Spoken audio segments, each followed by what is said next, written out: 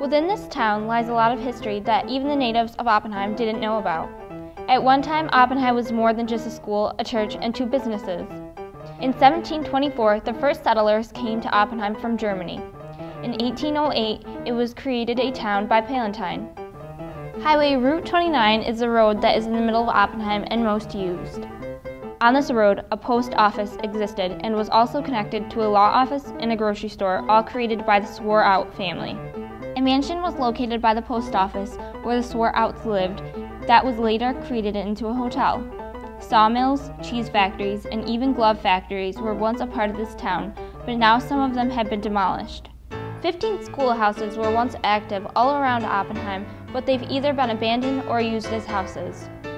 Two businesses are still running, Lynch Well Drilling and Beaver Sprite Sanctuary.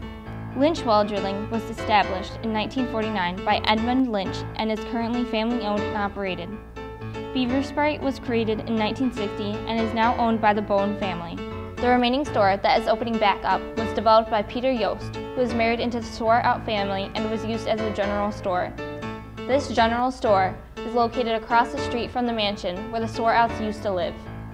What I know about the history of Oppenheim is limited because I didn't grow up here, but I've researched a lot for different reasons, and I've heard stories about the past from here.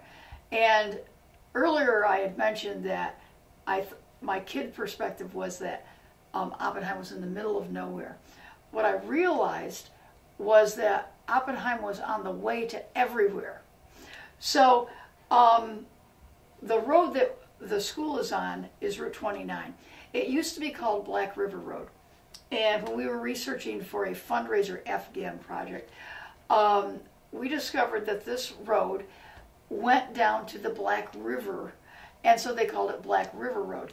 And it was one of the main manufacturing roads, where they traveled the goods. There were many cheese factories around here. There were farms.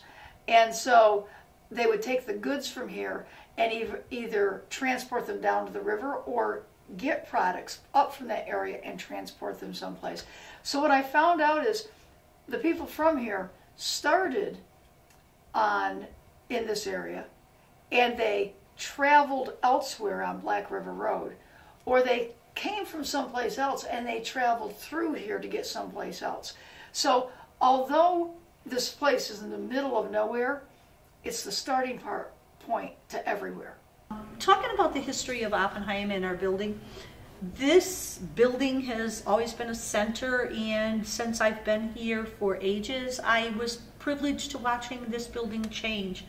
For example, when I started school here, the present area where we are was a bus garage. And as we increased in population in this area, we made major improvements to the building so that we could house new classrooms and new structures.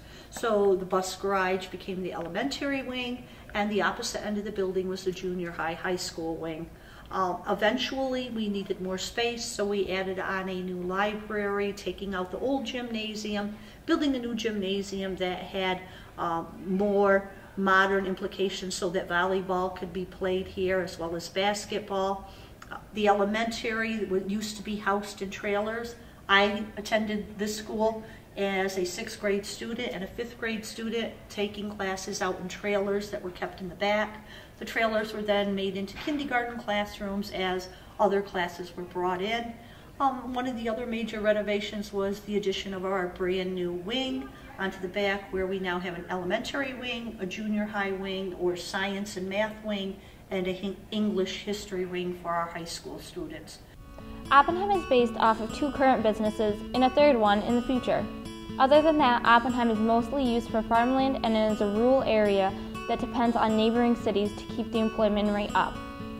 Oppenheim currently has 1,924 people with a 6.7% growth since 2000. The median household income is $37,842. Out of 100, the cost of living in Oppenheim is at 95, but the job market isn't promising because there are not a lot of businesses around Oppenheim. This town lies in the Adirondacks and is great for people who want to live in a peaceful neighborhood.